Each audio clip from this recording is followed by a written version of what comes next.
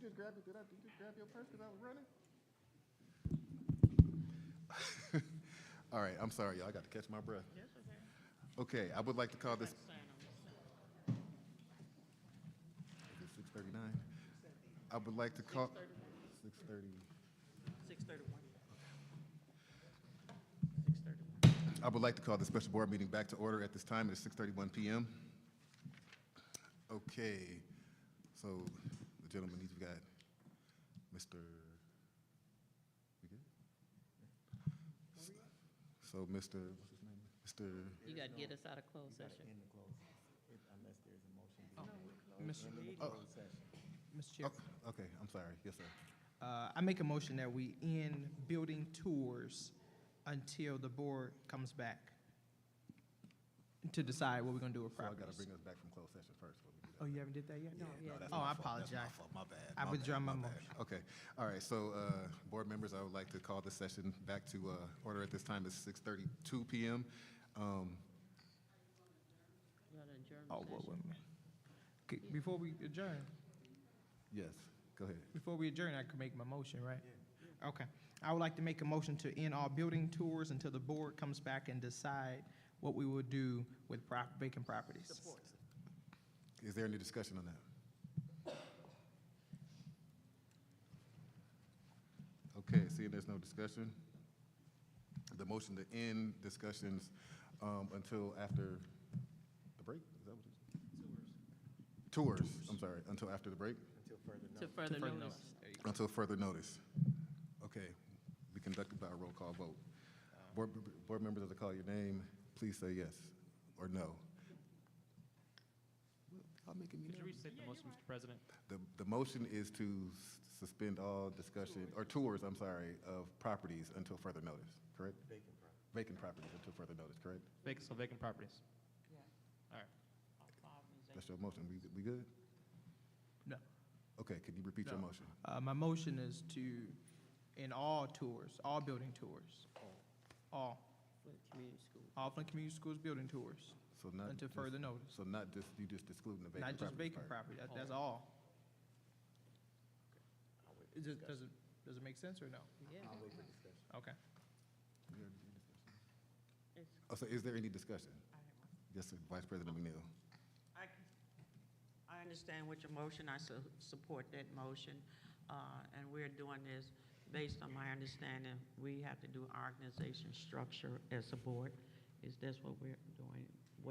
Holding the tour until we get the structure and policy together for us to move forward.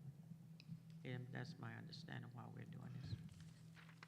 Okay, second, Superintendent Jones. Yes, so this is only concerning properties, our properties as it pertains to someone either want to lease, buy, or anything of that nature. We do tours for any incoming families. We do tours for partners that we partner with to see our schools where they're, so when it comes, when Be more specific?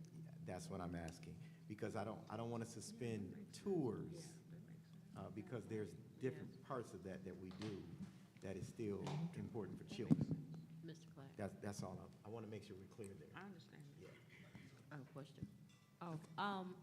Also, we want to make sure that everyone gets the same opportunity to be able to reutilize the properties that belong to Flint Community Schools. And everyone is important and everyone has an opportunity. Even if the answer is no, you still will be heard. But we as a board, we need to get organized and know exactly what's going on at all times in the district, because when we do have buildings that's been vacant, that is it's a hazard. And we only have one Chris, and I think if 30 people request a tour, I don't think Chris would be able to be productive in the district and also be a tour guide at the same time. So we're just asking for you all's patience as we pause to get things in order. Thank you. Trustee Luna? Yeah, Madam Chair, I agree. We have 11 buildings with students inside of them that is Chris's primary priority. I will say this. I think as we move forward with how to best make sure our vacant properties are not blight like they are right now, I think it's incumbent upon this district to have a formal RFP process that lays out criteria of what we look for when it comes to buyers, leasers, folks who want to do a park, whatever it may be, that demonstrates their track record of success doing similar projects, that even, I'll just say this, that sets a minimum amount to purchase or lease, just so we're not getting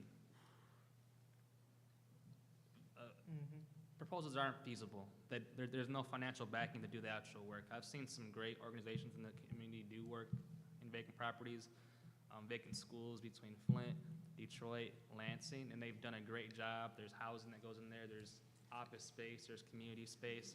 We just want to make sure that once we decide how that looks like, it has to be in a very clear and high-performing way. But I will be voting on this motion. I know it's going to pass, but I want to go on record that I think we should have done this process months ago. That's why I'm voting no. Mr. Chair. Vice President Benio, then. Thank you. Adding on to what you said, Trustee Lonan, you're 100% right. What Trone had done in the past was there to submit the RFPs. He looks at the proposal. He checked to make sure the stability is there for them to maintain that property. He also spoke with the public during the workshop where there was opportunity where that he could even, if you're 501c3, look at other resources to help you sustain these buildings. That was one of the plans that we had already paid for up front, that when he's in those RFPs and Trone looks at them, make sure that offer is great or what we're looking at, and that they have the financial backing to do that, so these empty buildings does not return back to the district. So we can make sure that that process folds over into this new process that we're putting together. Thank you. Trustee King. Through you to Superintendent Jones, would you rather me withdraw the original motion I made and make a new one that's more specific? Or should we go for understanding what we understand? I think it's more about your vacant properties. There's no one coming into our current properties that have children. I would say vacant properties and buildings slated to close. Repurpose, thank you. Appreciate that. I know this is what the board is looking forward to. So I think we need to pause as it pertains to vacant properties and buildings that are slated for repurpose until further notice. And then when the board is ready to give direction in that space, then we can come back to the table. Thank you. So do we need to change? Do we need to change the motion? Do you want us to change? You said all, which is an issue because remove. Okay, so yeah. Mr. Chair, you have to say vacant properties and properties that are slated to be repurposed. Okay, Mr. Chair, you would have to ask for withdraw the motion without objection, if that's up to you. You don't want to amend it? Just We can amend the motion. Yeah. Vacant, Oh, so yes, true. so vacant properties and what now? Properties that are currently slated for repurpose.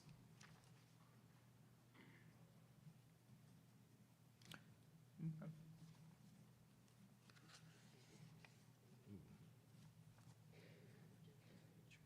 Okay. You all set? Well, yeah, Mr. Chair, so we don't have to vote, like, to amend, approve the amendment, and go back. Can we just withdraw you can without just withdraw objection, it and then and- just make the original one? Mhm. Okay. You gotta say Go the ahead. words, though. You gotta say Yeah. withdraw. Oh, you going to withdraw the motion? You have to. So we need to withdraw the original motion. Without so you- objection. Without objection, and so you're going to state your new Yes. motion. Thank you. All right, Mr. Chair, I would like to make a motion to suspend building tours for school buildings that's slated to be repurposed and all vacant properties until further notice. Okay. All Support. vacant properties. Support. Okay, is there any discussion of this motion? Trustee McIntyre. Yeah, so, I understand this whole discussion, but what I want to be clear about is that I'm all for community partnership and for having partners brainstorm and think outside the box and come up with ways to make our community better, to take these properties that we have, these buildings that we have, and doing the best for the community. That being said, I am absolutely not interested in furthering the process of gentrification and a land grab that has been what has been happening in the past couple of decades. There seems to be a misunderstanding by some entities in the public, not all, that by disinvesting in public schools and our properties, that, you know, by abandoning buildings and leaving the doors open and walking away from these buildings, that it becomes an opportunity for unreliable actors and the nonprofit industrial complex in its worst incarnation to come in and just be given this property, these assets that we have worked hard for as a community, that workers have worked hard for to build our public school system. And this is a new era that we are stopping that graft that's been happening. No longer are we just going to be giving away properties like business as usual. This is about true community building. So if this is about, again, thinking outside the box and generating solutions that are truly community-based and for us, by us, I'm behind that 100%. But like I said, I am sick and tired of this business as usual, of the privatization, the neoliberal privatization of community assets to the lowest bidder, and this is not gonna happen on my watch. So that being said, I just wanted to make sure that that's absolutely clear. I'm here to stop the process of gentrification and to promote true community building. Thank you. Any more discussion? Okay, seeing no further discussion. But, yeah, okay, because I was about to get ready to read this motion again. All right, so, board members, as I call your name, we'll conduct a roll call vote. So as I call your name, say yes or no to approve. Treasurer Luna? No. Trustee Rutherford? Yes. Trustee King? Yes. Vice President McNeil? Yes. Trustee McIntyre? Yes. Secretary Perkins? Yes. Myself, President Clack, vote no. The motion passes 5-2. Okay, so now going to exit the closed session, correct? Okay, so board members, as I call your name, we'll be getting ready to adjourn the closed session. So board members, as I call your name, say yes or no to approve. Treasurer Luna? Yes. Trustee Rutherford? Yes. Trustee Rutherford? Trustee King? Yes. Vice President McNeil? Yes. Trustee McIntyre? Yes. Secretary Perkins? Yes. Myself, President Clack, vote yes. Okay, motion passes 7-0. Okay, so we will restart the board meeting. Oh, we've already done that. Okay, right, so seeing no further business of the board, I declare the board special meeting adjourned at 6:45 p.m.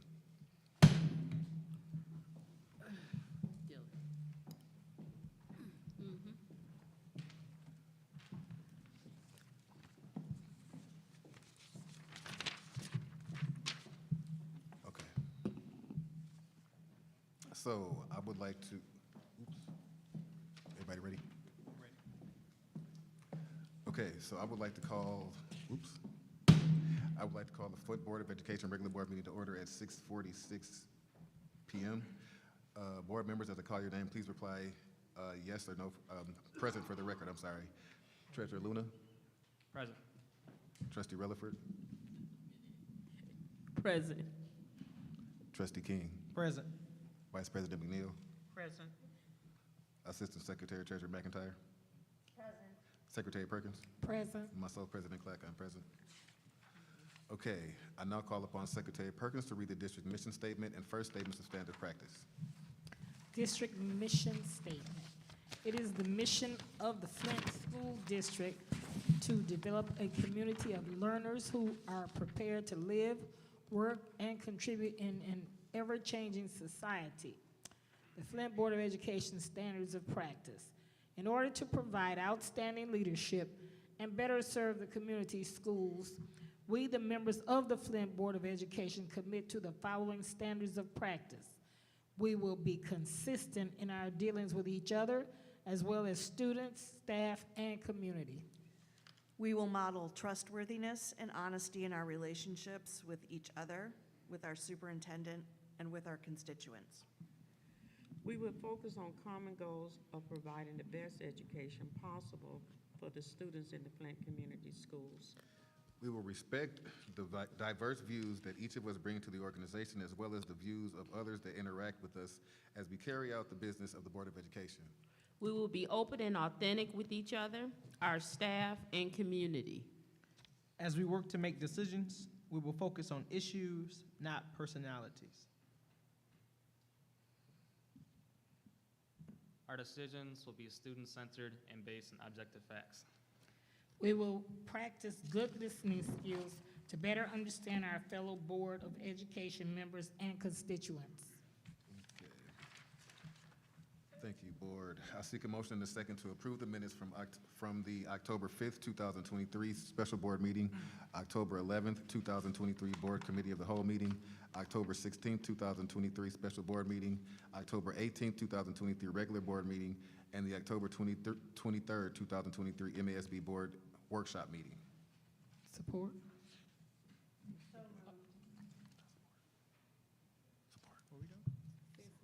You supported before the motion. You need the motion. I make a motion that we accept. She made the motion, you support it. Support. Say Support. Yeah, There we okay. Okay, it has been properly moved and seconded. Are there any corrections? Mr. Chair? Trustee Luna, Treasurer Luna was first and then. Oh, okay. Yeah, I don't have any corrections, Mr. Clack, President Clack. I would just want to remind the public and the board that once we approve these minutes, these are legal documents that we can't adjust, and we have to really read them to make sure that we agree with them, you know? I mean, they're audited, so just to remind people how important these minutes are, and to just please take the time to read them before we approve them. Thank you, Treasurer Luna. Trustee King? Mr. Chair, I want to take the time to point back to last year's audit. Was board minutes was on the audit, and this year it was not on the audit. To our assistant, Ms. Beard, I appreciate you for keeping our minutes up to date, have not missed a beat with our minutes. I do want to give public acknowledgement because that is not on our audit this year because we have Ms. Beard here. Thank you. Thank you. Thank you, Ms. Beard. Thank Okay. you. Anyone else? Okay, so it's been properly, no corrections. Okay, seeing none, the motion to approve the minutes from the October 5th, 2023 special board meeting, October 11th, 2023 Board Committee of the Whole meeting, October 16th, 2023 special board meeting, October 18th, 2023 regular board meeting, and the October 23rd, 2023 MASB workshop meeting will be conducted by a roll call vote. As I say your name, say yes or no to approve the motion. Secretary Perkins? Yes. Trustee McIntyre? Vice President McNeil? Yes. Trustee Rutherford? Yes. Trustee King? Yes. Treasurer Luna? Yes. Myself, President Clark, vote yes. The motion passes 7-0. Okay, the board will now hear comments from the public. We ask that you state the reason for addressing the board and that you limit your remarks to 3 minutes on matters within the authority of the board and not address individuals by name. The presiding officer of the board shall have the right to limit the number of persons who address the board on the same subject. Please state your name and address before beginning to speak. So is there anyone that would like to address the board? No, address the elected, yeah. Please come up to the. Hi, my name is Pastor Derek Nolan. I pastor St. John Christian Church on the south side of Flint. I'm speaking on behalf of our nonprofit group, Southside City of Hope. I couldn't agree more with Mrs. McIntyre's sentiments about having a community center. And I'll just share our vision. Well, first of all, we, the Stewart School alumni members, are honored to present our vision to the Flint Board of Education. Southside City of Hope is comprised of Stewart School alumni.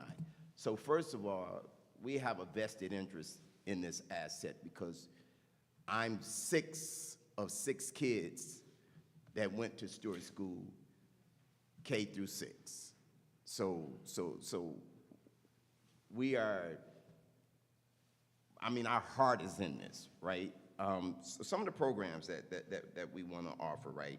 We want to offer literacy, financial, reading, technical, life skills, affordable housing, employment, reentry program to reduce recidivism, vocational, barber, cosmetology, carpentry, culinary arts, electrical, and then just the arts in general, welding, just in terms of health, emotional health, mental health, intellectual, physical, social, and spiritual health. We want to provide one-stop shopping for the residents in the city of Flint. Now, it pains me because this asset right now hasn't been secured. We paid to have an assessment done to validate the proposition of what that building is worth. We spent $2,700 with an engineering firm out of Illinois. So this was done in March of 2023. I can tell you that since that time, there's been more degradation to this asset. We're simply saying, let us take this blight off your hands. I mean, I would love to go into more detail, and I can do that hopefully at a later time. But I share your sentiments in terms of, you know, you're tired of the gentrification, right? That's not what we're offering. The building is structurally sound. We've proven that through the assessment. We want an opportunity to be a beacon of hope for the 48503 zip code area, an area that I grew up in. Right now, it's just wasting, and it's dilapidating by the day. And it pains me that nobody has done anything to secure that asset to prevent any further degradation. Thank you for your time. Thank you, Pastor. Next.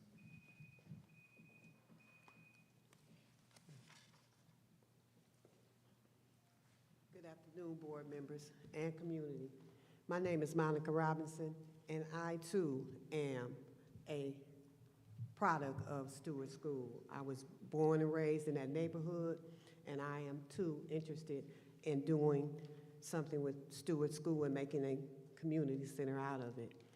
And when we do that, we did a lot of legwork, one of which leveraging evidence-based research is important to bridging gaps and making informed decisions.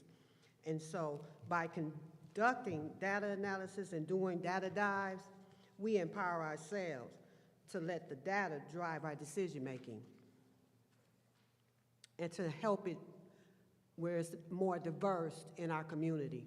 So we looked at data and we looked at a lot of other things to make a decision on what we were going to do as far as programs and that sort of thing in the community and how we would use that building for Stewart School. I went there from kindergarten all the way to 6th grade. So I would like to see us build that community back up. And so some of the programs that you just heard prior to me coming up are some of the programs that we would like to do at Stewart School. We focused on 48503. Looking at the total population of age, the median age is 37 in that area. The total population is ranging from 1,600 people to 1,950 from the ages of 5 to 54. And that's dealing with, also you see that same trend for 48504, 48507, and 48532. And all of them have the same trend. Our objective is to empower the population of that area. Also, when we looked at the housing, when you look at the housing, as it relates to the housing income, over 5,000 people have a median household income of $26,494 a year, which is over double of those that make over $25,000 or more a year. The poverty level for a family of four is $27,750. So the majority of people in that area earn less than the poverty level. Our goal is to help improve household incomes. That is our goal. And to sum it up, because we don't have a lot of time, we had a huge presentation ready for you guys, and we still would like to come back and present that whenever we can. The data reveals that 38% of the households are occupied by renters in that area, and only 27% are homeowners, which poses potential challenges to local school systems and the community. Fostering improvements and empowering encouragement for home ownership, that's a win-win for both of us. That'll help millages be approved, all of that. So not only will it help the school system, but it'll also help us as a community.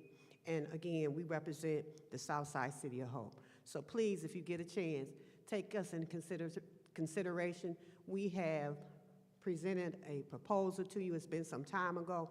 We're not bagging down. We're fighting. We're fighting because we want to see our community build back up to what it used to be back when we were little, growing up as teeny tots.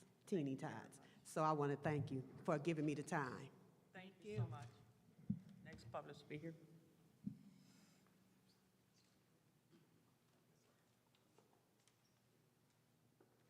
Hello, my name is Latoya Bass, and I'm just here to say a couple of words for, on behalf of Ms. Moore at Home School. I done had the pleasure of working with her for the last 2 years, and to me, my opinion, she's the face of homes. Every morning before school starts, she prays with us, she prays over her staff, over the children, before the day gets started, you know, and one thing I really like about her is how much she cares about the children. You know, it says a lot to me of just the things, just how she is with the children. And I forgot where I was at. But one of the, I'm sorry. Take your time. It's okay. But one thing I know for certain, she is there for the children. She's a leader, and if she was given the opportunity to be principal of the school, I believe she won't fail you, and I know for sure she won't fail the children. Thank you. Thank you very much. Councilman Davis? Yeah. Next public speaker. Councilman. Yes, sir. Oh. Let him go. Let him go. I had one more issue I had, just wanted to bring to attention. State your name first. State your name. Oh, Robert Hall. And there's one more thing I had wanted to bring to the attention. I know under state guidelines, all teachers are supposed to have a certification. And I know as of right now, there's a minimum of 2 teachers within the Flint district that do not have certifications. Is there a reason that we're allowing teachers without certifications to teach? You can't answer. You can't answer? We're not allowed to answer you right at this point, no. Okay. Thank you, Mr. Hall. Councilman?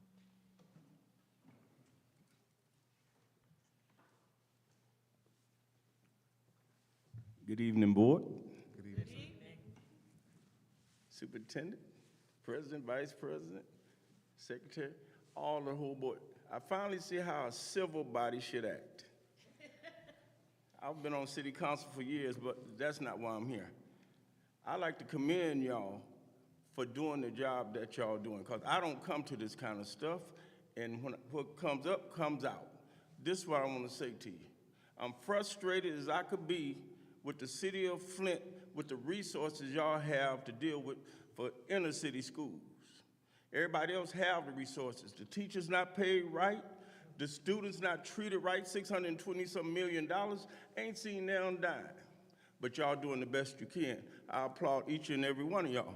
But I want to tell you this. I do security at most of the schools here, but Holmes Junior High, I went there as a youngster. We have Miss Moore over there, a president. I can't believe I'm standing here to defend somebody that poured their heart out for their kids. The kids, it's a family over there. It's prayer over there. The kids have no one at home. I hear it all day. They don't have nothing to eat till they get to the school. Some of them have no resources, no love, no nothing. But Miss Moore, not only her, but her whole staff, the security, the officers as well. I have to pat them on the back. Now, this is Flint Community School. We don't play with titles. You get voted in, you get voted out. But I'm gonna tell you something. Everybody that's sitting there, we have a diamond over at Holmes Junior High School. I don't play, and don't nobody pay me nothing to say what I say. I'm my own person. Miss Moore give everything she have. When she's absent, she's missed. The students embrace her. And then it's a challenge to deal with kids. Sometimes get cussed out. It don't faze her. It don't faze, and it surely don't faze me and y'all neither.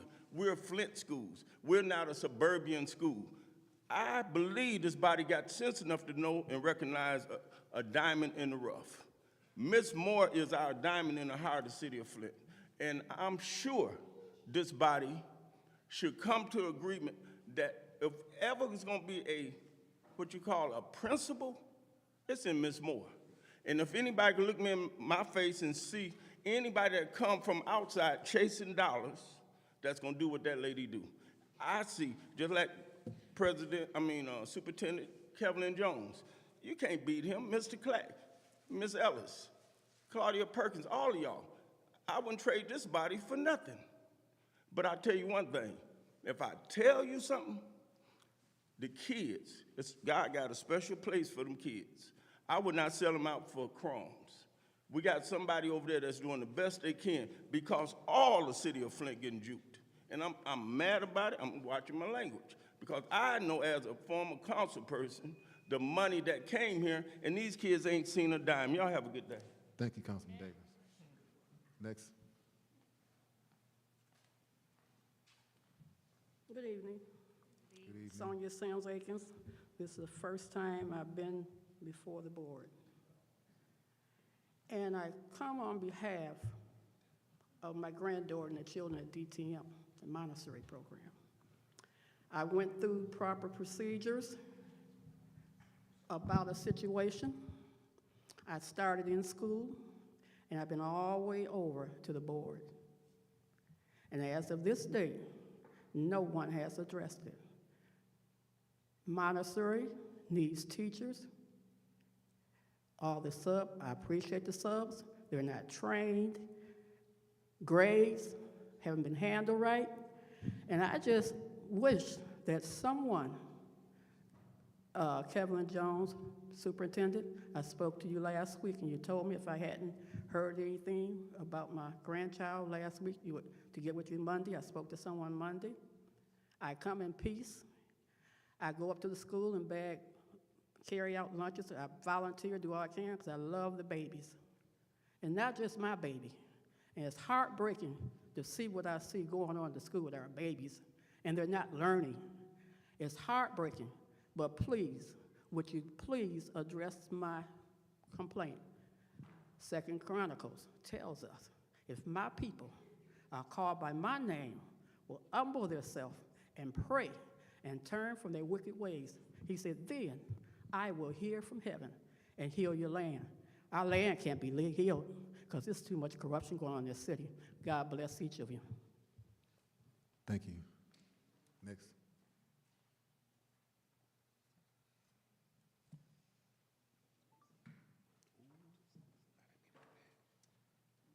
Good evening. My name is Joanna Kosselman. I reside at 3021 Arizona Avenue. That's my residence. However, I do work at 1518 University Avenue, otherwise known as DTM. I would like to take a second here to speak to you about an item that was mentioned at last week's board meeting. School lunches. I am the person responsible for the pitcher of cereal, crackers, and lettuce that was served to about 10 students at DTM on November 8th. That lunch was not a choice. I watched the recording, as Mr. Jones recommended I do, and was told there's a first choice, a second choice, and a third choice. No, that was their only choice that day. That was what they managed to pull together for students to eat. And the lettuce in regards to that plate, that child was told to go get something off the salad bar to make it a 3-piece item. So they would have cereal, crackers, and either a fruit or vegetable, something from the salad bar. That child chose lettuce. My own son loves lettuce. That would have been his whole plate. But he was not provided with that lunch that day. The excuse was given as a possibility was because staff bought lunches. Really? At $5.25? Nobody's gonna buy a school lunch for $5.25. We are right up the road from Jimmy John's, and they will deliver. And trust me, if you got the app, it's ready by the time you drive up there. So that is not the case at DTM. We've only had a few staff. My art teacher said he bought one day. 2 of our security guards bought one a different day. It has never been enough that 10 students do not have a meal as what they call a choice. I understand that we're putting 150 students through a lunch period. We have 3 lunches. We are just under 50 shy of the high school student numbers at DTM. We are your largest elementary, by the way. Putting 150 kids through a lunch period can be a challenge. I understand that. There are 2 lunch lines, one at the right of the room, one at the left of the room. There's only one person in each of those lunch tables preparing the food and getting it for the children. On top of lacking in choices, as was stated last week, there's a real issue with the lack of time that the students have to eat.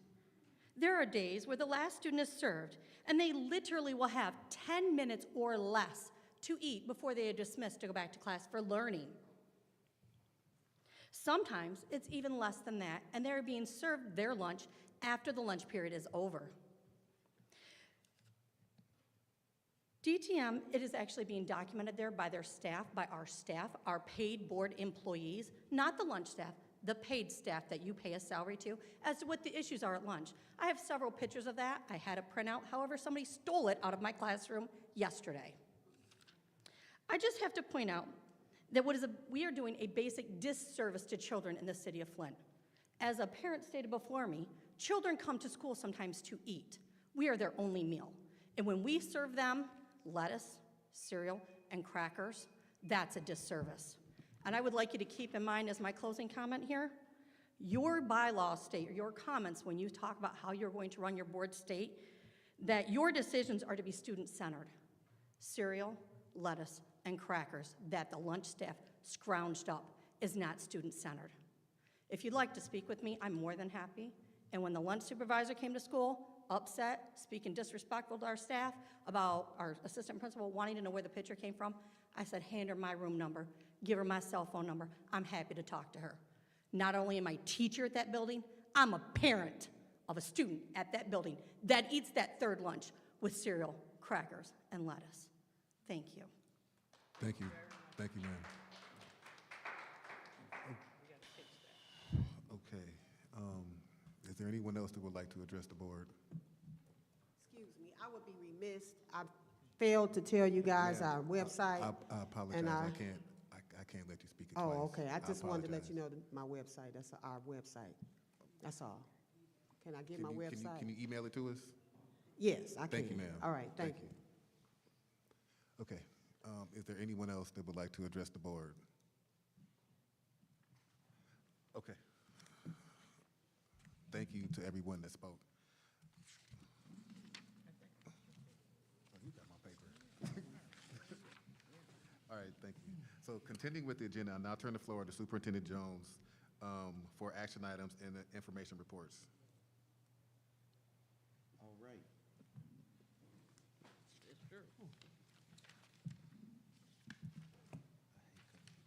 to, you just go ahead and take it? Okay. All right, I seek a motion and a second from the board to approve Resolution 1.5, Personnel Recommendations. Mr. Chair, Yes, sir. I make a motion to batch item 1.5 and 1.6. Support. Okay. It's been properly moved and seconded to batch items 1.5 and 1.6. Is there any discussion? Yes. Trustee Rutherford? A, 1.5A, that individual's been, has that individual been doing that position since 2019? Let me get there. I don't care. No, no, ma'am. No, ma'am. She hasn't?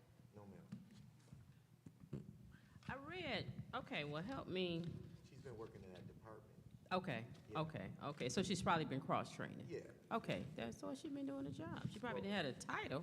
she did not have the time. She didn't have a title. Correct. Okay, because I'm looking at, right here. What is that? She's still doing it, ain't that in there? So, have a lot of that overlap. It will now, Okay, but it didn't before. okay, Meaning, yeah. okay, So this was okay. a position that previous director had, our assistant superintendent. Gotcha. But we changed it so that we can work this in this manner. Okay, Yeah, so she know what she doing? absolutely. Okay, all right, that's all I wanted to know. You done, Trustee Rutherford? Oh, yeah. I'm done, Continue. All right, is there any more discussion to the batch? Seeing no discussion, we'll conduct a roll call vote on the batch. Treasurer Luna, Yes. Trustee King, Yes. Trustee Rutherford, Yes. Vice President McNeil, Yes. Trustee McIntyre, Yes. Secretary Perkins, Yes. myself, President Clark, vote yes, the motion passes 7-0. Miss- So, yes, sir. Mr. Chair, I'd like a motion to approve the batched items. Is there a second? Second.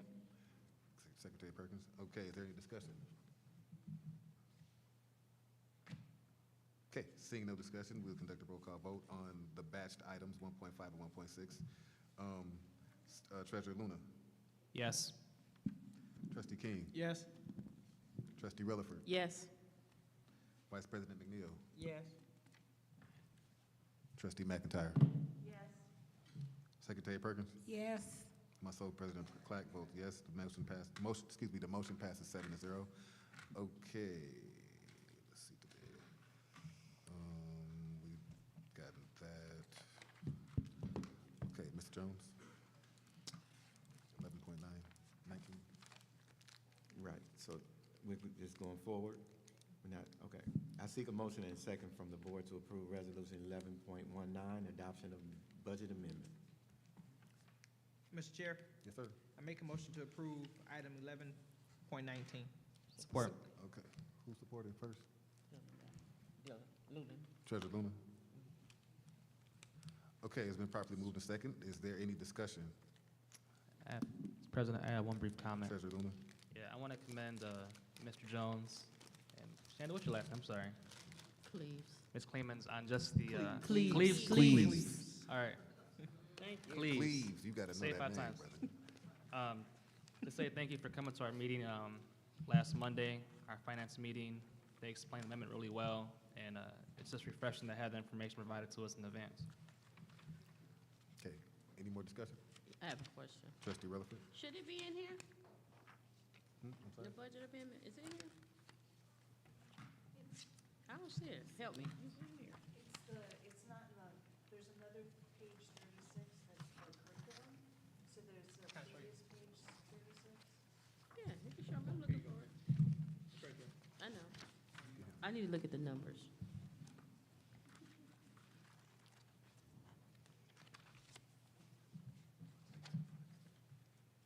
Just bear with me, bear with me. We're ahead of schedule. We are, hold on. I'm good. Thank you, I just need to see something. I'm good. Is there anyone else? Discussion, Secretary Perkins, any discussion? No.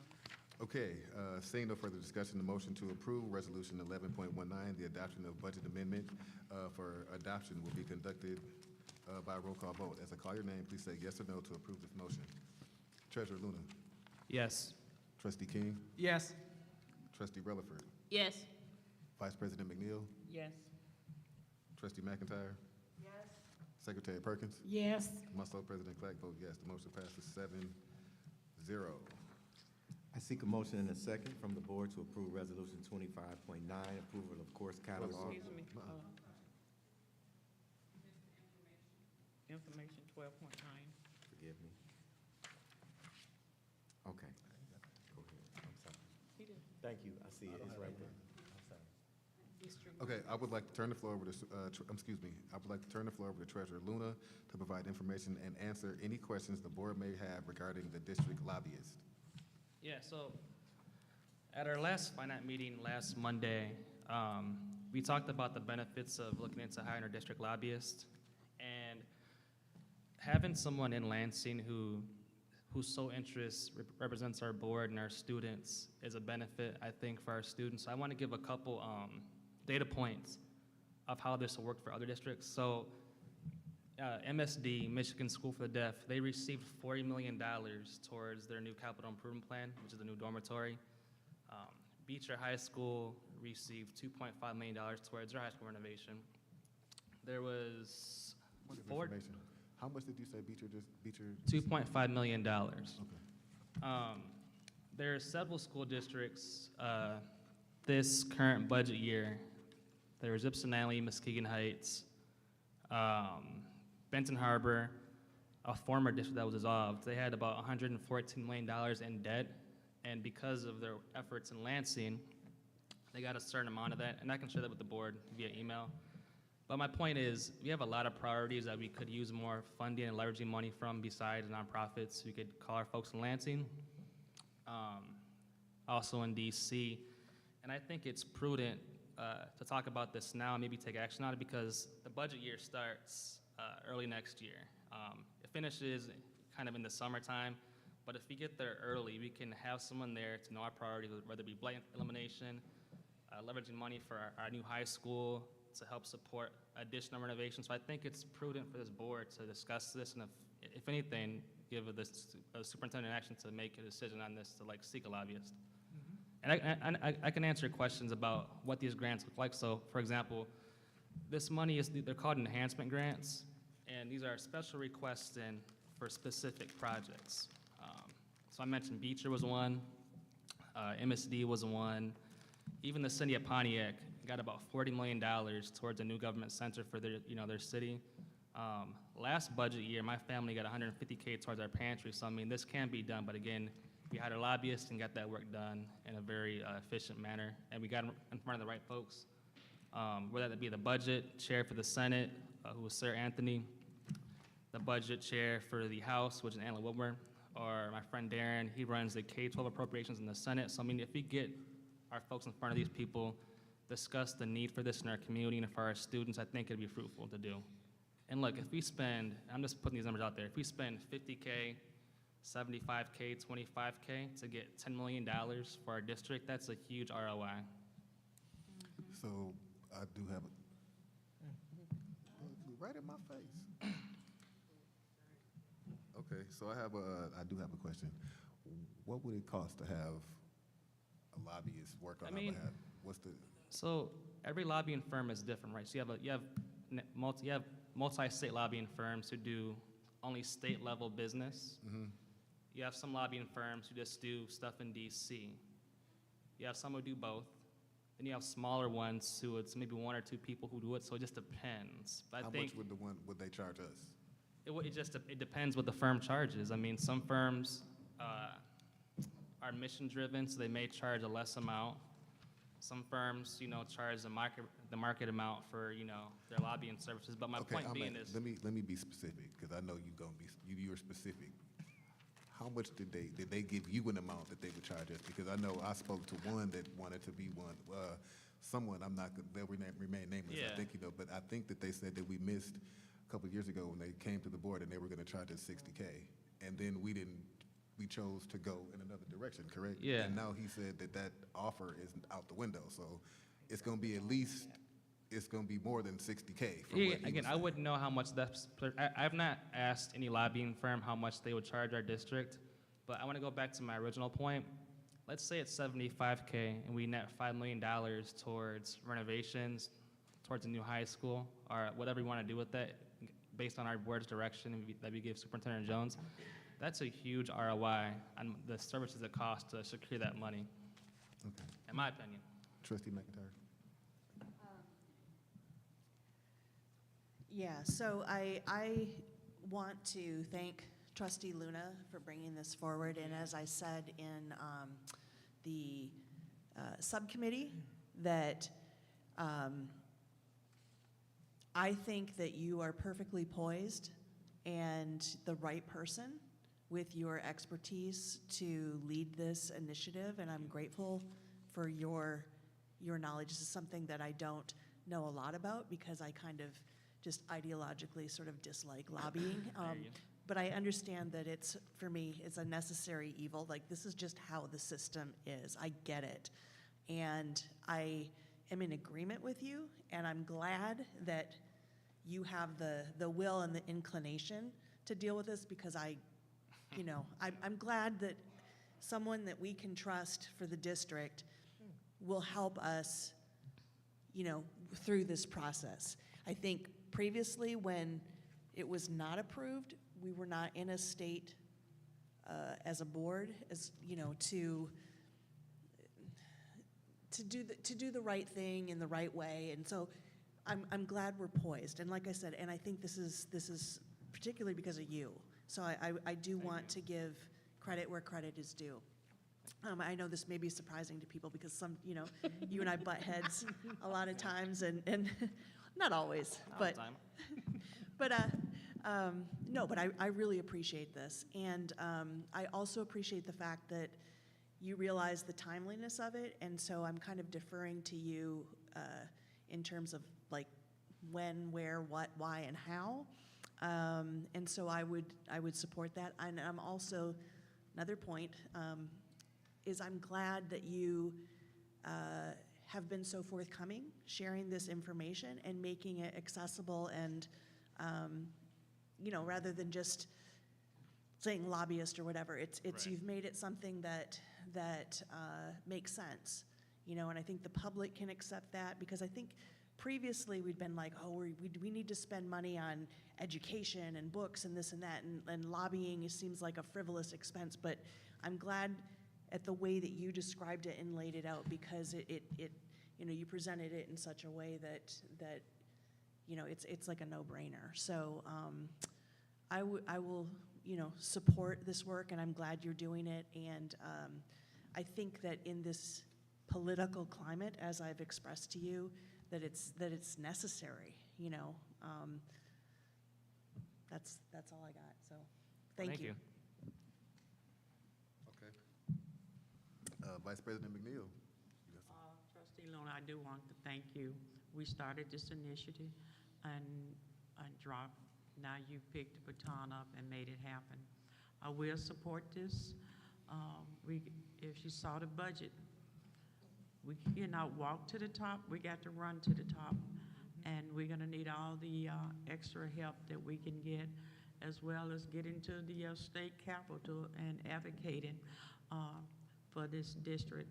So I appreciate what you have done. There's nothing free.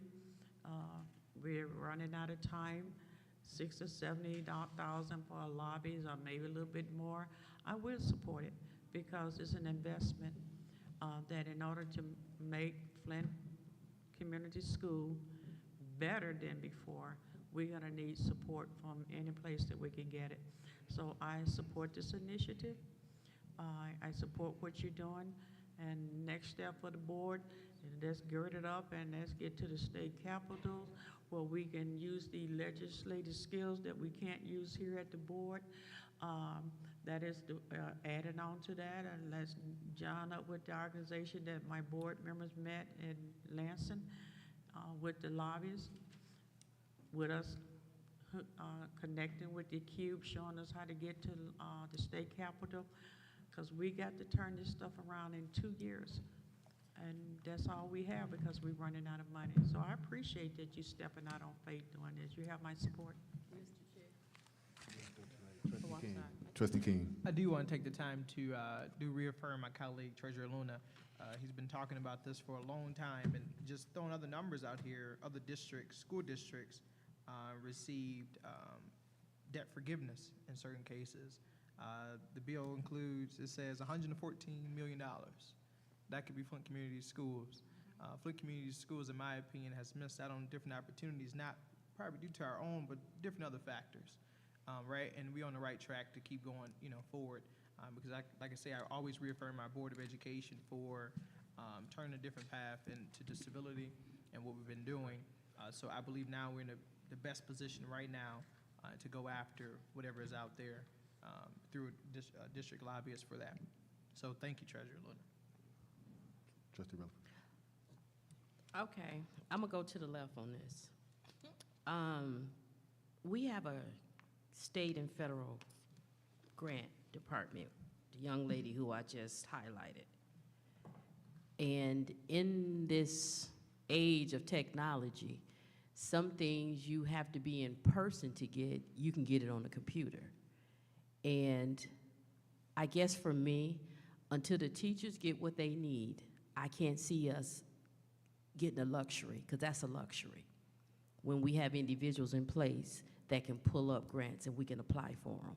We just need our staff to do what they're hired to do, and that's to apply for grants. Some grants, as Superintendent Jones helped me with this, some grants we can't apply for, they overlap or something you were sharing with me the other day. Can you help me with that? Yeah, so there's grants that come to the district that really overlap in what we do with at-risk dollars like title funds. So we're already underutilizing our Title I dollars. Okay. Just to speak to what you're saying, Okay. I would say that we are grant heavy as it pertains to Title I, Title II, Title III, Title IV. We had the ESSER. We have 31A, 31AA, 97. We have a lot of grants that has to be managed. So I would say that that department has to manage the grants that we currently have. Right. I would say that what is on the table is a little bit different than that. But I would say that that is, you do make a point about it being something added to the district. I tried to, sir. Say it again? I tried to do that. Yep.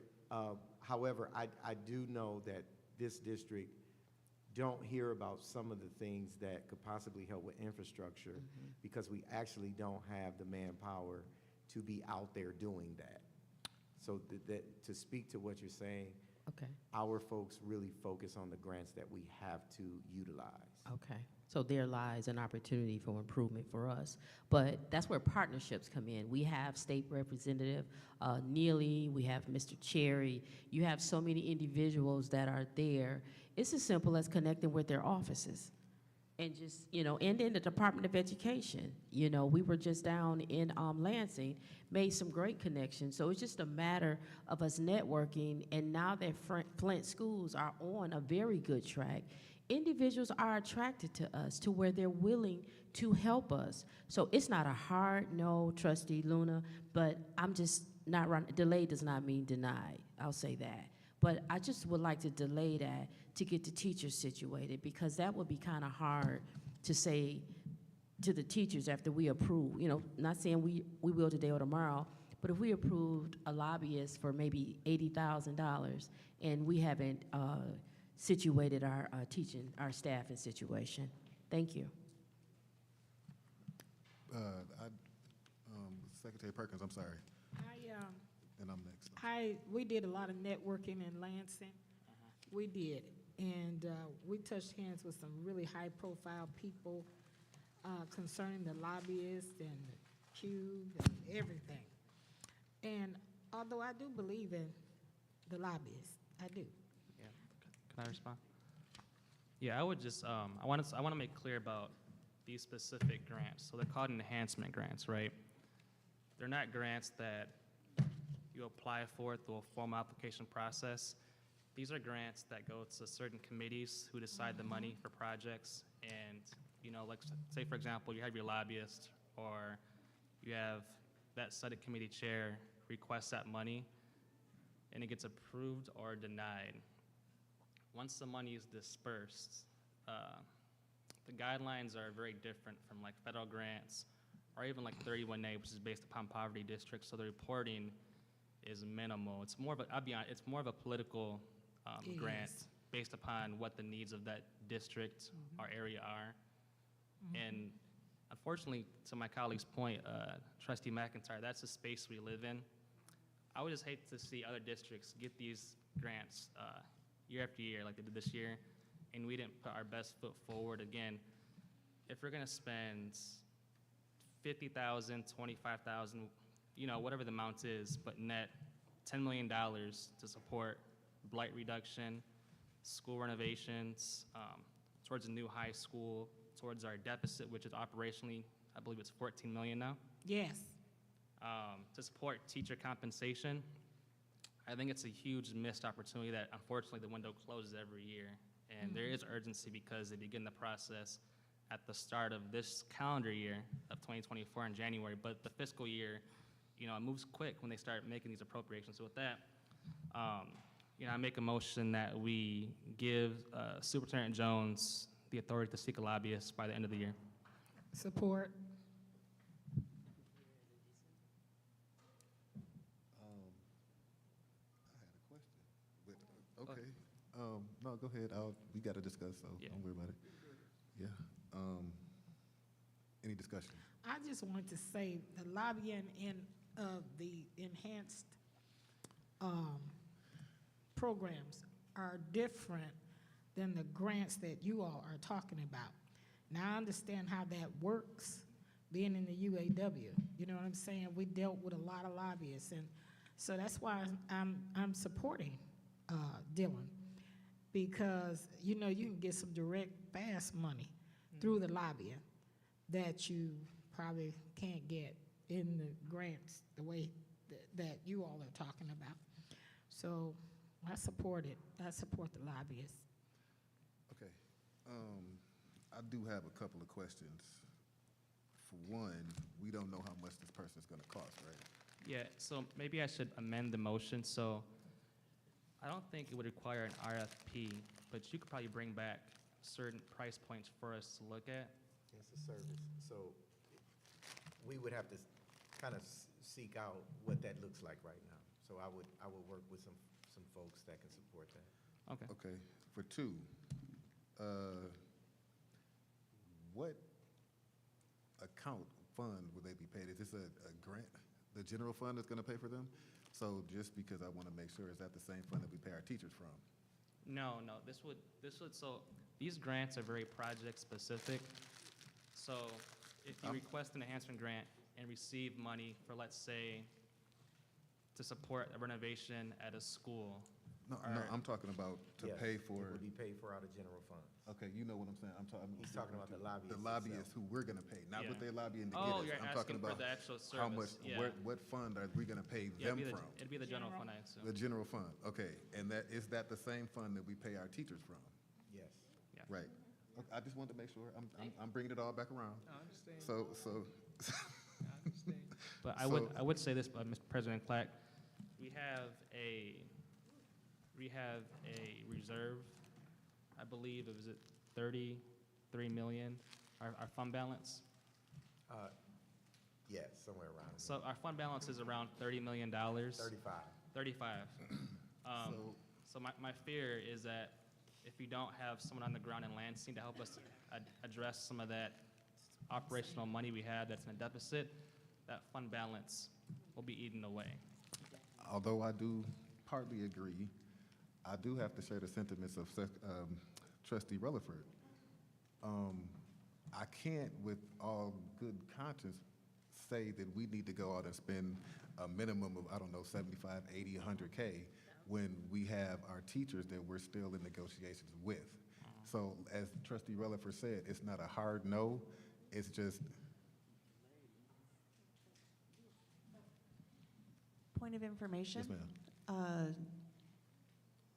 we're not in, I need to ask it the question, are we in negotiation with the teachers? And the answer is no. Okay, And we haven't well- reopened the contract, so no, it Okay, is well, resolved. okay, okay, I misspoke. All right, at the end of the day, it still is a tall hill to climb for me to say we need to invest in something for one that we don't know how much it's going to cost at this point. And for two, we in an open meeting, so I don't really want to say and sound like I'm. I won't say. It just, again, the same as Trustee Rutherford said, it's not necessarily a hard no. Maybe it's just a not right now. The money sounds good. It sounds that, we could use the money. I just can't vote in good conscience on something that we don't even know how much it's going to cost. Mr. Chair, I have a question. Yeah, but we brought it to the board meeting, so I'm assuming that we had done our due diligence and investigation before we get to this point. Okay, so, one of y'all had the floor. I had my hand. Okay, Vice President McNeil, I'm sorry. I have listened close to my colleagues, and I know we're concerned about our teachers. I don't think no one could be more concerned that got any heat than this board has. 46% pay increase to our paraprofessional. We have gave raises to our teachers since we've been on this board. Our teachers has right at the same concern as our students. As a matter of fact, we have moved out of the budget. We got $1.5 million allocated for that, for our teachers. We did our insurance hard caps for the teachers, and we did this, and we did this during a time when they said it could not be done. When we came on this board, when I came on this board, our paraprofessional, nobody even cared that they was making $8, $9, some of them lower than that dollars an hour, and we opened that contract up. Took a lot of heat, 46%. We are very concerned about our teachers. That's why we are making these decisions and to get this enrollment up, to redesign our school, to renovate, but we cannot do it off of $33-some million for the next 2 years. The teachers are our concern. We brought people in from other states, but when they got here to Michigan, certified teachers, expert in their field, talked them out of their job to come here, help Flint, and they get here, and the union said, no, you got to be a teacher here. You have to go and get the Michigan certification to be a teacher here. So therefore, if you want to talk, you can come down here and talk, but don't overtalk me. Thank you. So what we have done is that we have teachers here, but they're not from Michigan. They certified, but they have to get that Michigan certification to be here. And so they have to take jobs as a sub until they get that certification. So teachers are our greatest concern. And we are working, as we working towards a lobby. We can walk and chew gum. We know what we need to do. I am going to support that motion. Me too. Fine. You ready for me? Would you like to? Yes. I'm sorry, Trustee. When you mentioned the $35 million out of the fund balance, is that what you guys said? Didn't we just take $17 million out of the balance to do some renovations? Correct. So I was under the impression, and I think I asked you, Ms. Cleaves, but that was gonna be put back. I thought that we agreed to take the 17 million out because we had to, with the ESSER funds, that it would go back, because we all approved. 'Cause I just can't see us approving $17 million out of the fund balance without it going back in some type of way. Does anyone remember that? We approved the $17 million? So the approval of those funds that the board approved, it was a part of, supplanting funds, the fund balance is really all coming from ESSER. So it was a part of all of that. So ESSER 3 that was given to us, there was a percentage of the ESSER 3 that was going to renovations, and also some of the supplanted funds that we have was going to renovations as well. What you mean by supplanted? The funds you're speaking of that's in the fund balance did come from ESSER funds. Okay, So it's a part of the money. We only have a fund balance because of ESSER. correct. So whether it's directly paid, General funds, that's what I'm thinking about. I'm sorry. your fund balance is in the general fund. Okay, so we took some money out the general fund. That's what we approved. So that's where I got it wrong. I guess you all, what I'm saying is, we need to make sure, because according to what Ms. Cleve shared with us last week, we're gonna be running at a deficit. 14 million, is that what you said? 14 million. We gotta handle that. And this lobbyist, it's a luxury. It's not a need, it's a luxury. We need to make sure our teachers are safe. We need to make sure we have all our textbooks. We need to make sure that our students have everything that they need. So my question, I say to you all, when you vote for a lobbyist, is that a need or a want? Thank you. Superintendent Jones, I'm sorry. I just wanted to make sure that it, you know, the testing or the certifications that have to come forward, the UTF does not, or the principals, none, Congress or anyone can control that. That comes from the state of Michigan. I just True, wanted to make that's sure true, yes. that was stated. Yeah. Okay. Mr. President. And I'm sorry, No, can I say one more go thing? ahead. And there's two ways to look at this. One way to look at this is saying you're about to add on more cost. But the other way to look at this is that it may take away some cost if this happens in the way that a lobbyist is meant to work. It may help us with infrastructure dollars that can take away some of the pain that we may see in 2, 3, 4, 5 years. It may do that as well. But it will be a cost to have a lobbyist. And to answer you, Board President, I think what the motion was for me to seek that information out so that I can bring this back to you for you all to make a decision on if you would like to go with the cost of this lobbyist. So this is seeking information out to bring it forward to you. Am I correct? You're correct. Okay, so this is me bringing it forward to you. This is not me hiring a lobbyist. Thank you. Okay, Mr. Chair, Okay. I meant to say this. To me, it's a gamble with the lobbyists, and I'm not comfortable gambling taxpayers' money. Like you said, if they're meant to work this way, there's no 100% guarantee that if we put $70,000 to $85,000 salary on this person, that they'll be able to deliver.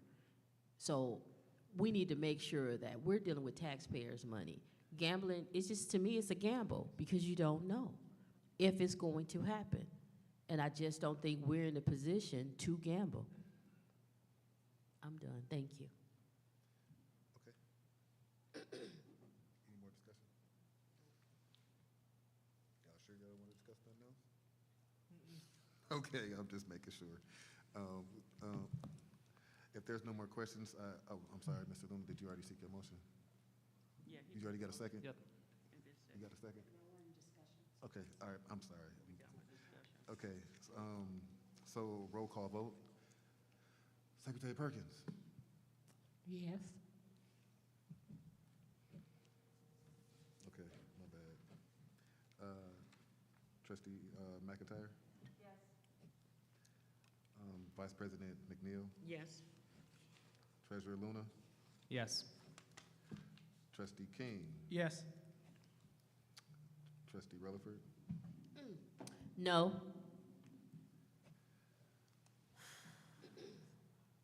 Myself, President Clack, I'm also going to vote no, so it passes. Passes 5-2. Okay. Mr. Jones? I seek a motion and a second from the board to approve Resolution 25.9, approval of course catalog 23-24 school moved. year. Mr. Chair, Yes, sir. I make a motion to approve 25.9. He already did. What? He already did. Support. Oh, I didn't hear that. Yeah, sorry. It was real quick. Oh, okay. Yeah, I just said so moved, sorry. It was real quick. Oh. So did you support Secretary Perkins? Okay. Is there any discussion? Mr. Chair, Yes, ma'am. Trustee Rutherford. with this secondary course catalog, Ms. Fields, could you come up here if you don't mind? I need to look at you when I ask you these questions. Please and thank you. I mean, Mr. Jones, I'm sorry, is that okay? Could you come up? I'm sorry, I apologize, I should have asked you.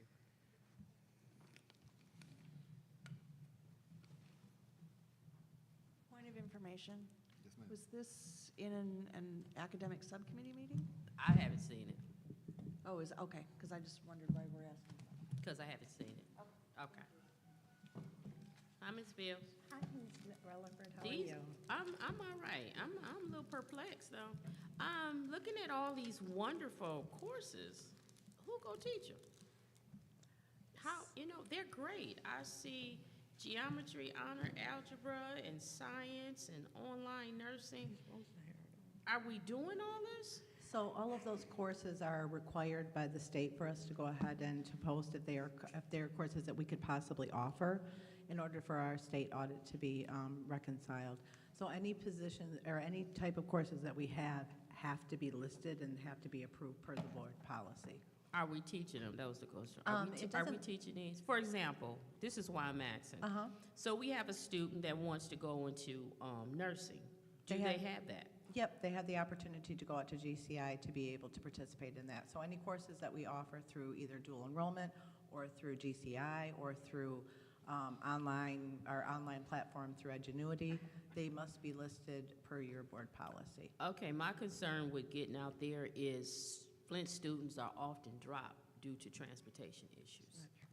So my question to that, I'm okay with, things look great on paper, but we need to be realistic and make sure that our students, scholars, I'll say scholars right here tonight, that our scholars have every opportunity to have each one of these courses. And they do, or else they wouldn't be listed in that particular binder. They had the I'm opportunity. glad you said that. With the teacher shortage and us not Yeah. having certified teachers, how can you say that sitting there? In so many, especially when I hear that a school only has 2 certified teachers. So only certified teachers can teach some of these AP classes, is that correct?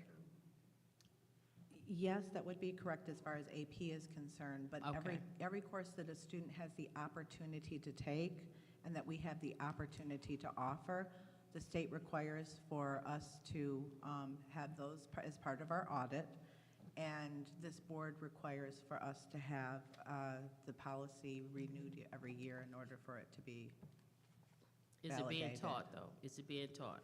In some instances, yes, they are being taught. So what's the instances when it's not? They still have to be part of the course catalog because we can't offer those classes if they're not part of the course catalog. So I guess if- I'm talking about everything in this course catalog. So you're saying we can offer all of these courses or no? if we have the opportunity and they're being offered, let me give you an example. For instance, It's a if simple yes or no, because I know it's getting late. Either we're offering them or we're not. we are offering them, Okay. All right, no further questions, thank you. Okay, Vice President DeMille. Good afternoon, Ms. Field. I want to thank you. And I appreciate you talking about GCI. They invited the board to take a tour of their facility. Every trade that you can think of was over there. Some of the students was even going out to be investigated. Some of them are doing, I don't even know what type, everything you can think of, firemen, just not hairdressers. They was doing everything. And childhood, there was another, things they was doing. What culinary, but what was inspired me the most was I sat down and I think I talked with Jennifer. They come to Flint School, they come over there to Southwestern, trying to get more of our kids there. Transportation is not the issue. It's getting the children to have the interest in doing that. And as they began to do the flow chart, they showed us how many students actually actually sign up for those programs. It was heartbreaking. As a matter of fact, a couple of people knows went over there for the first time. We took that tour, and we just went over there to cosmetology. And for the first time, they was booked. They said that was the first time because other district came to look at it. And all the chairs were full, the nail tech, and they had a waiting list because I went there and the student did a fantastic job. So I want to say that kudos for that. As it relates to substitute teacher, we kind of put them down as though they're kind of low level and they can't teach. If you hold a bachelor or master, you can do any test that's given you. One of the things that I admired the Flint Community School when I was as a guest teacher, my certified teacher was right there for me. If they helped put my programs together. They helped put your lesson plans together. Those substitute teachers you put in such a low level, people does, we should be glad that they coming in. Most of them will have bachelors. They don't put you just in any room. You have to have that expertise to be in that room. So if anybody been on this board as a guest teacher knows how that process looked. We do not have certified teachers right now, but let's embrace what we do have. And I think Flint had done a fantastic job. We even have a person sitting right now today, was a guest teacher at Doe Ryder, went through the system, got their certification. Nobody put that person down because you know what? That person was good at what he did. And he was a guest teacher, but he showed that same amount of love that a regular teacher would do. So our guest teacher need to be lifted up, not lifted down. Thank you.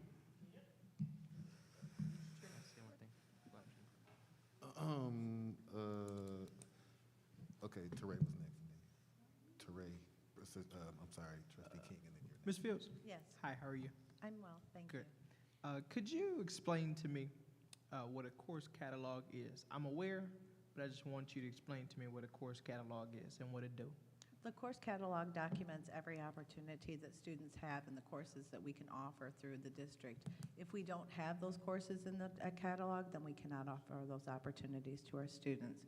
And because we have partners that we're working with, we have to make sure that those courses that are even with GCI, with our district, are all listed in there. They also are a verification of what we're teaching in the district, and so we're able to go ahead and offer those, and they end up being part of our audit, and our state requires for us to have all of our courses listed in our course catalog and approved by this board. Yeah. Okay, so I wanted to make sure everyone heard this, but so even if I have a vacancy, let's say there's no one to teach a particular course, right? You won't even have the opportunity, if you can fill it, for the scholars to even have a chance to have it if it's not in your catalog. So that's number one. But number two, I want to say with what Dr. Joyce stated, transportation is not the issue No. for our scholars because we offer transportation for scholars to leave Flint Yep. Community Schools and go over to what everyone may remember as the skill center. Yep. Okay, so we still offer transportation for that. It's GCI now. I just wanted to make sure that we stated that. So what Executive Director Fields is asking for, well, what I'm asking for is in this approval is that we can continue offering all these great opportunities for scholars so that they could have the opportunities others have. That's what this Yeah, is. so let's say a high school student, when they do picking up classes, these are would be their choices of picking the classes, right? Well, if they're being offered at that time, it's the Right. same way that you would work, like, I mean, at the post-secondary level. There's sometimes that classes are offered because you have people that can fill those positions, or that they're being offered in a sequence. And then there's sometimes that they aren't offered because they would be off-season or Right. whatnot. So, yes, these Yeah, so are, for many of example, those things would be, Like, let's say computers was offered Yep. in the fall, and then something else is, like web design is offered in the winter, or Yes. something like that. You do have the off balance. Yes. Thank you. this is also reconciliatory to our account and our audit. This has to do with our financial portions of it too. Without I the hear you. course catalog, that's a problem. Okay, Trustee McIntyre. Thank you, Ms. Fields. I understand what a course catalog is and how it works, and I appreciate it's just basically like crossing the dots, and, you know, we've got state requirements, we've got bureaucratic regulations that we've got to do, and I appreciate expanding the catalog to include as much possibility in the chance that we get extra funding, we get teachers, we're able to hire, we have openings in the sky. As long as it's there in the catalog, it's possible, and we can figure things out. But if it's not there, it's just a no-go, period. So, I mean, I get it. So that's, I like the points that Trustee Relaford was making about this would be a good opportunity for us to look at, you know, where students perhaps have a greater interest, and maybe to redouble our efforts to, you know, see what kind of programs we can, you know, put more time and effort into building or strengthening, right? One thing that came up with the transportation, and this isn't part of the catalog, but I know that other school districts have, while we do have transportation, it is true, there seems to be, and this is district-wide, this isn't just for Flint, it's with GISD, and it overlaps with, I've seen it in the University of Michigan, like with my own students, that while transportation is there, it's not necessarily ideal. So it'd behoove us to keep an eye on it, to make sure that it's, you know, as efficient as possible, so that students aren't like dropped off, you know, 2 hours ahead of time, you know, and they're just sitting around U of M sleeping, or, you know, something like that. Also, the overlap, sometimes the classes aren't,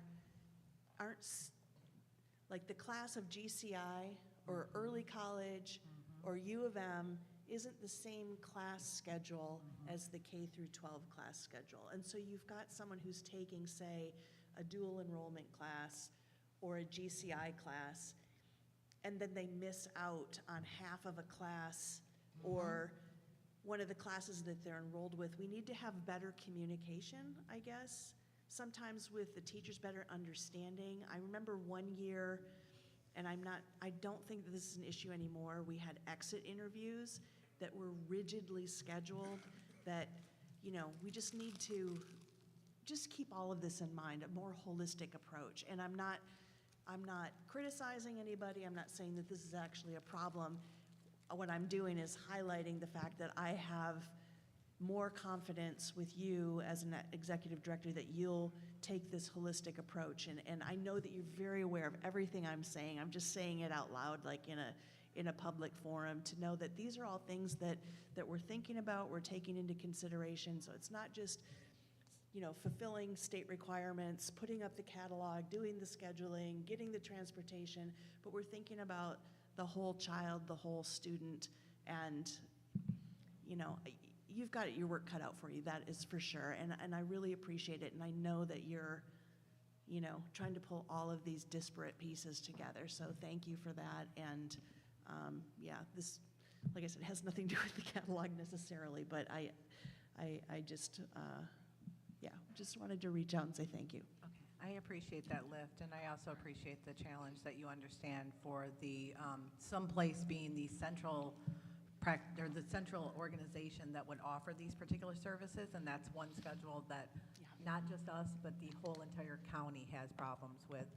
It's almost impossible to align something where kids don't miss out on something, or scholars don't miss out on something in some place. So I appreciate you understanding that as well. Secretary Perkins. Ms. Fields, I thoroughly understand. I was with Dr. Joyce when we went out to GCI. I was impressed, especially with the anatomy portions of it.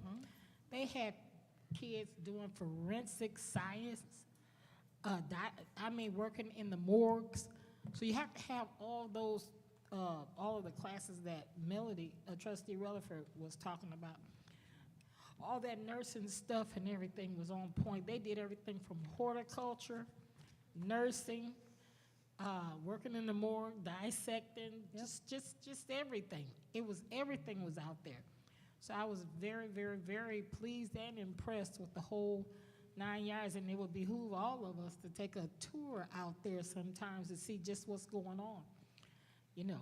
'cause, They do offer tours for the public, and we have taken teachers out there before because we wanted to gain a better understanding of not just what GCI is about, but how we can better support our students in feeling successful out there. Yeah. We also have had collaboration between Southwestern and ALA. Not only do they come to us and do they do presentations and do they recruit, but we also actively recruit as well. Yeah, they had auto mechanics working on the public's cars, screen printing, all kinds of stuff. I mean, I was just very impressed with the whole setup, so Appreciate it. thank you for what you do. So two things. When we got this in our board packet, I believe last night, it was just a nice relief to see all the different offerings that we offered. So like, for example, German, that's a great kind of intro course to be offered for a student. German's the largest economy in Europe. And look, we know the kids aren't gonna learn German based off this one class, but what that does is it inspires a love of a new culture, new language that could put them in a good position to go to a foreign country or work here for a foreign country and, you know, make a good living because they're bilingual or trilingual. Secondly, on a separate point, we were talking about guest teachers earlier and how some teachers come into our state, but they can't transfer their certification. Right. Those are called reciprocity laws, where you can transfer whether you're a teacher, a nurse. That's a state level issue like we talked about. But also, and I want to say this carefully, so the challenge with guest teachers when they're instructing core academics is state law dictates they can only be in the classroom for a certain amount of time. So when they leave that classroom and have a different set of students, they have to rebuild those relationships.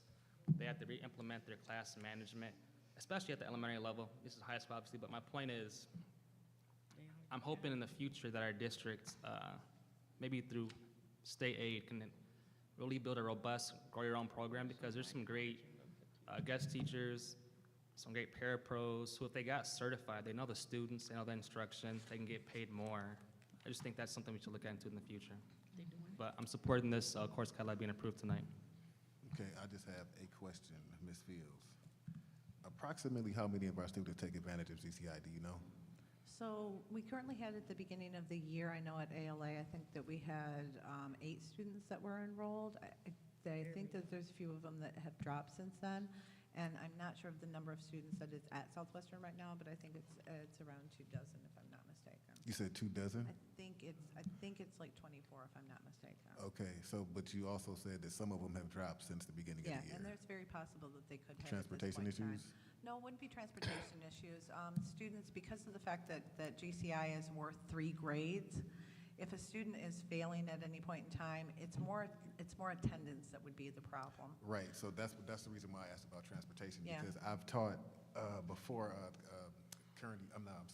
college preparation Yeah. class, and GCI was one of the classes that was in our curriculum, and I do know that more than a few of my students actually failed because of transportation issues. I think there's a certain amount of minimum absences that they can get before their class, they can't pass their class. Is that true? Say again, I didn't hear the last part. There's a certain amount of absences, a Yeah. minimum amount of absences that you can have, that you. Before, in the law. So if they hit that threshold and because the attendance has been an issue, then most commonly we do the right thing for them and we go ahead and we articulate them Drop back them. to the school and then transfer their grade from GCI back to here. Can I say something? Yes, sir. So they're leaving from Flint's, schools to be transported over to JCI. So if they're having attendance problems because they're not coming to school to Southwestern or Right. to ALA, and then they're just not going over to JCI, I can see the attendance problem. Or if they're coming to Southwestern and deciding not to go on the bus. You get what I'm saying? No, I can see where but they should not have an attendance issue as it pertains to getting on that bus and going over to JCI. That's what I just want to clarify. unless they're driving or something and deciding not to. Well, we don't have a big population that drives to school, Yeah. but I do know that from my previous experience, that was one of the reasons why a lot of the, even from, I forgot my other question. I'm sorry. No, you're I'm just fine. trying to understand where. So to be okay. clear, their attendance is their own attendance issue. It's not caused by a matter of transportation. And oftentimes when they've had to drop, it's because of the fact that that attendance issue has plagued them in such a way that it won't be able for them to be successful in that course. And therefore, we bring them back to the school and we transfer Okay, their grades back and to one you. last question, Trustee McIntyre. This probably isn't a question for you, probably not for anyone here. Do you know the capacity of GCI? I'm not sure of what it is. I can find that out for you and I can facilitate that answer to you. Don't worry about it. I can find out. I just thought that you might have Okay. known that No. answer right now. Don't worry about it. I'll find out. Trustee McIntyre? So that brings up an interesting point because one of my kids actually did GCI, not through the Flint schools. And attendance was a problem because of record keeping. And it was a real headache. Almost every single day, we got a recorded call about how they had not been in attendance, which was not true. Do we have like advocates? I know that knowing how the school system works, I was successfully able to follow through with it, but it was a headache. It was very bureaucratic, and I can't imagine being a single parent or having limited resources and having to navigate a glitch in the system, especially like that. So do we have programs in the Flint schools? So if somebody is having problems, we're not talking about being late and missing the bus. We're talking about actually going and then for whatever reason, the system isn't recording them and then they have to do follow-up and constantly be doing intervening. So are you asking about the attendance process for JCI or just asking Oh, I know for- all about that. Okay. I'm just saying, it was messed up. So our How would we counselors, help our yeah, students? our counselors have very, very close relationships with the counselors at GCI, and they work with them on attendance issues and actually remove barriers.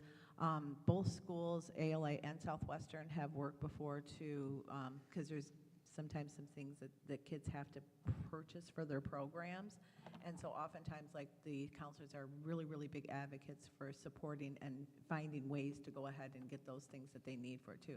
So as far as advocacy is concerned, I would say that their counselors are their best advocate in this situation and that they closely monitor their attendance at GCI as well as their success.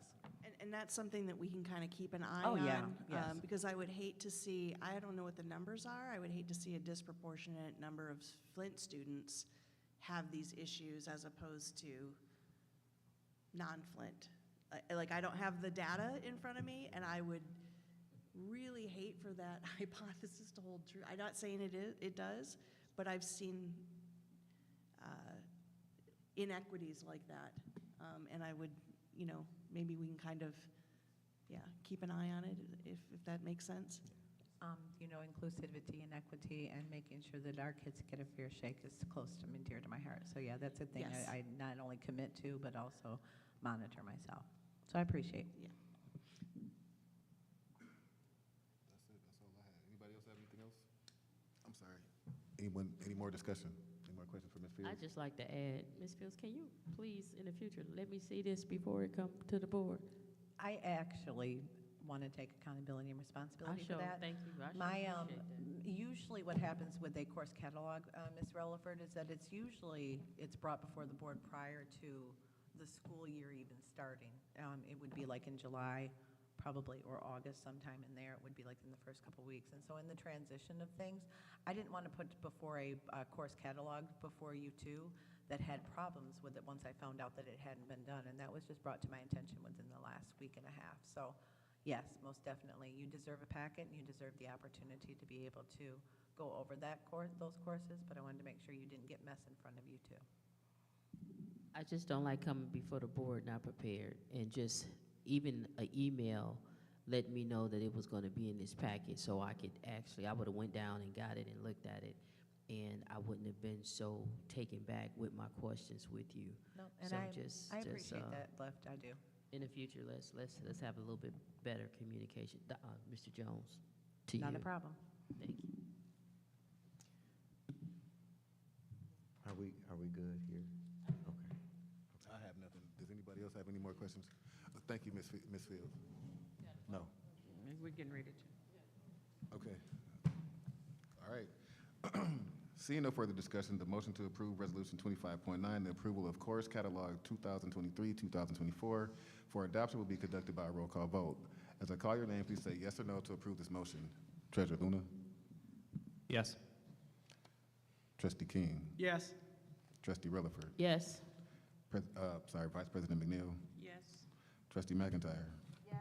Secretary Perkins? Yes. And myself, President Clark, vote yes. The motion passes 7-0. Okay, thank you, Superintendent Jones. Okay, that good time of the day. Do any board members have any comments or remarks before we adjourn?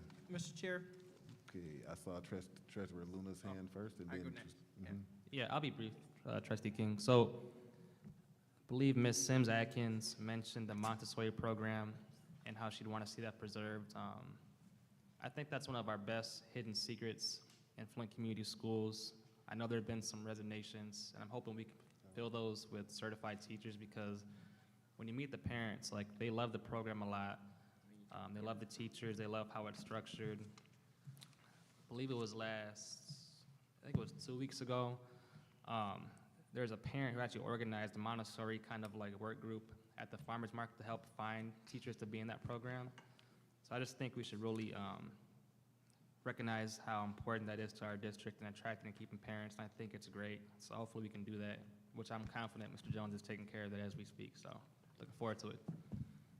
Okay, next was Trustee King.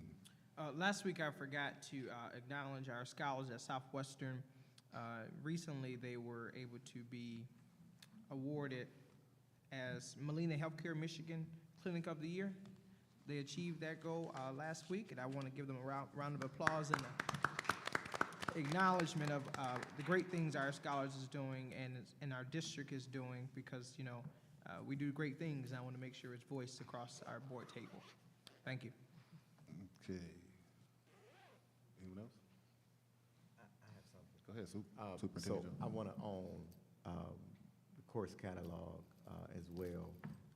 I don't want my teammate to stand out there owning something that probably should have been done with previous folks and the team. So I want to state that first. Secondly, I would just like to offer again, Ms. Beard, the work that was done with, we've had a hectic time with minutes, as you all know, and we have not been successful with previous information.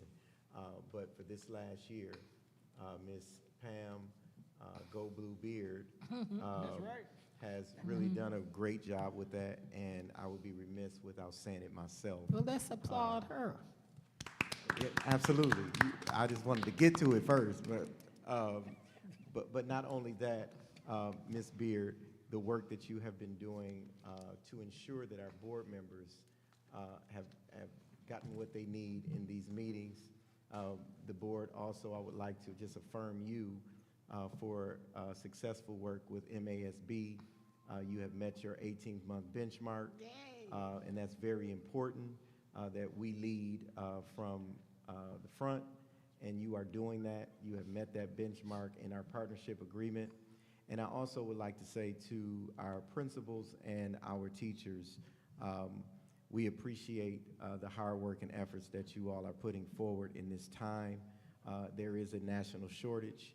There is folks taking on duties even more than they would if we had no vacancies at all.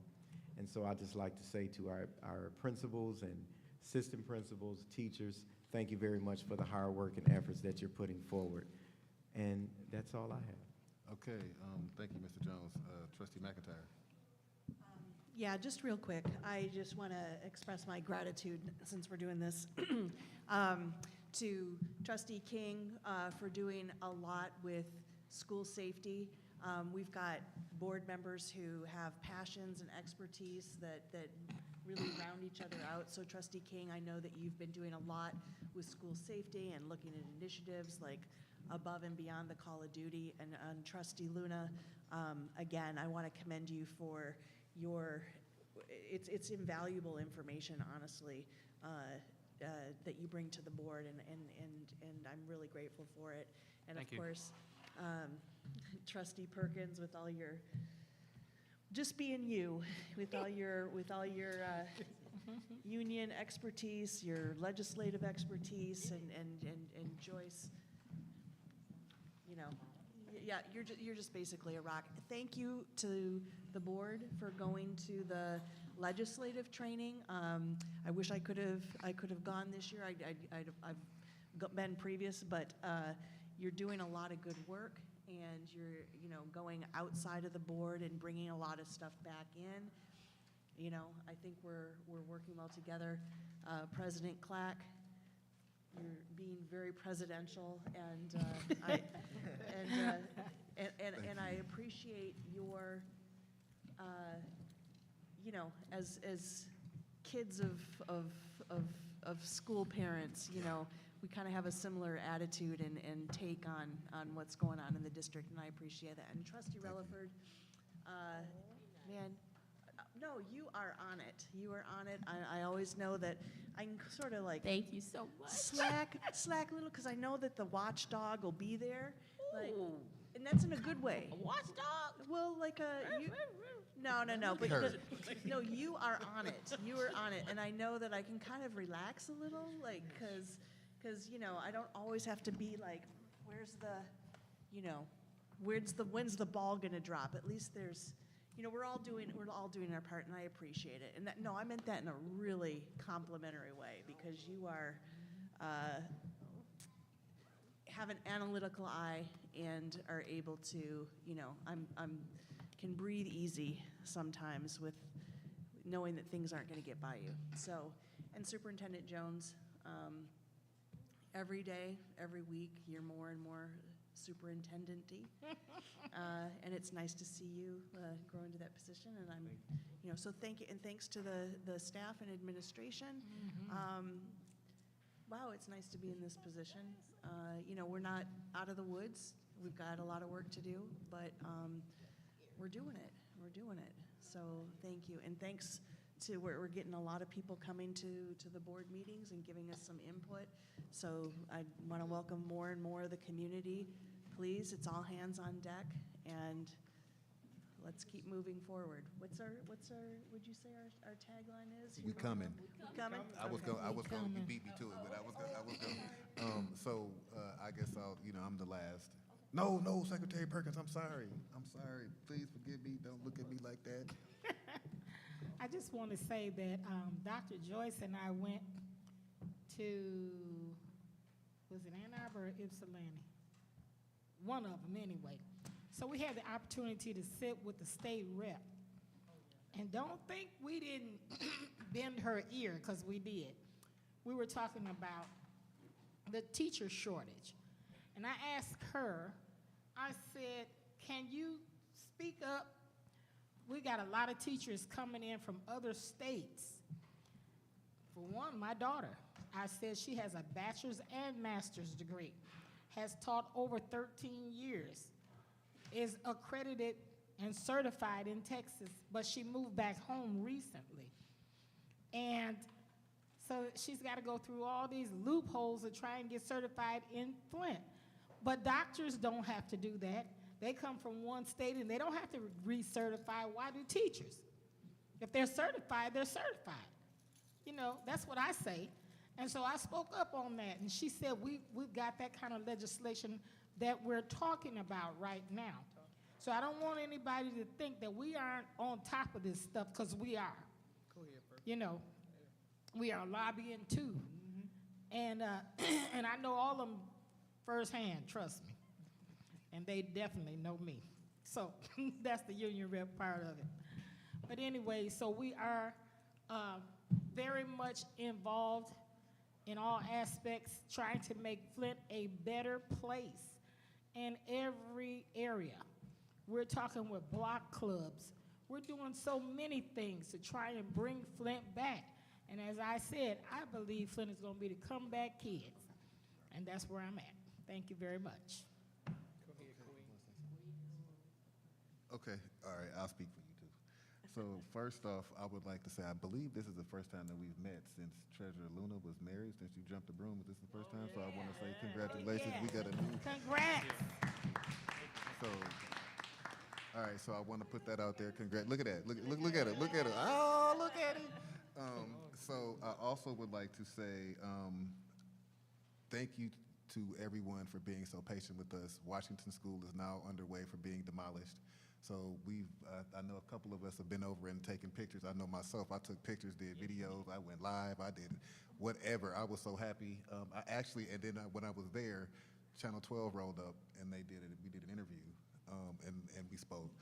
So Washington School is it is being currently demolished, yeah. So, and also I would like to say shout out to Ms. Beard for all your hard work. And I just want to let y'all know how I thought Ms. Beard was crazy this past week when we went down to Lansing. We were in Lansing, right around the corner from Michigan State University, and she come rolling up in this meeting with University of Michigan socks, shoes, hat. She had earrings, she had ribbons in her hair, and I'm like, you gonna get us killed up in here. But shout out to Ms. Beard, thank you for all your hard work. Board, thank you for all of our hard work. Staff, Mr. Jones, we appreciate you, we really do. And also, while we were, I forgot this slipped past me, when we were at the MASB Leadership Conference, I just want to let you all know how proud I am, because Mr. Jones, you already know what I'm about to say. Oh, yeah. Hey, when we were in that meeting, and we were in there with a school board member from Oxford.